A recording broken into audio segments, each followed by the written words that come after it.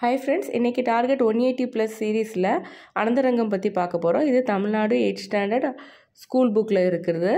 அனந்தரங்கம்ங்கிறது யாருன்னு பார்த்தீங்கன்னா துபாஷ்னா டிரான்ஸ்லேட்டர். இவர் பாண்டிச்சேரியில் வாழ்ந்திருக்காரு. இவர் ஃப்ரெஞ்ச் ட்ரேடுக்கு மிகவும் உதவி இருக்கார்.